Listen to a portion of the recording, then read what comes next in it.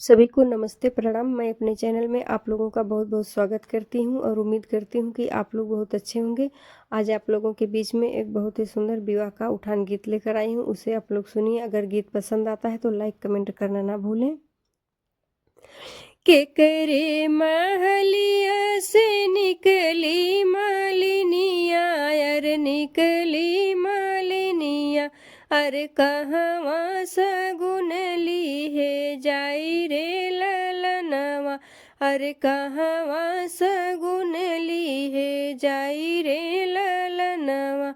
अपने महलिया से निकली मालिनिया, यार निकली मालिनिया, अरे मऊरू सगुन ली है जाई रे ललनवा, अरे मऊरू सगुन ली है जाई रे ललनवा। अपने महलिया से निकले राजा दशरथ, निकले राजा दशरथ, अरे करथिन मऊरवा के मोल रे ललनवा, अरे करथिन मऊरवा के मोल रे ललनवा।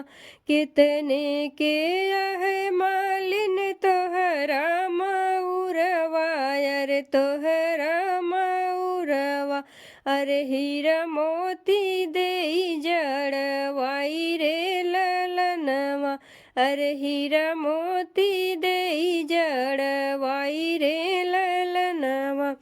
किया तोहरे पड़ा राजा काज प्रयोजन, अरे काज प्रयोजन, अरे करेला मऊरुआ के मोल रे ललनवा, अरे करेला मऊरवा के मोल रे ललनवा।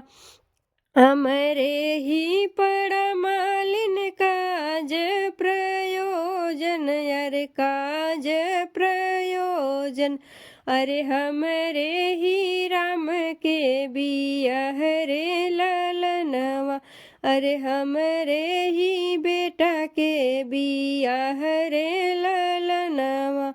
मऊरू लगाई बेटा जइहे ससुररिया, अरे जई है भारतिया, अरे जगमग नगर होई जाई रे ललनवा, अरे जगमग नगर होई जाई रे ललनवा।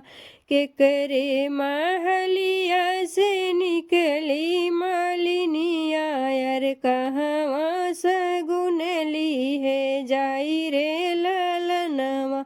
अपने महलिया से निकली मालिनिया, अरे मऊरू सगुन ली है जाई रे ललनवा, अरे मऊरू सगुन ली है जाई रे ललनवा।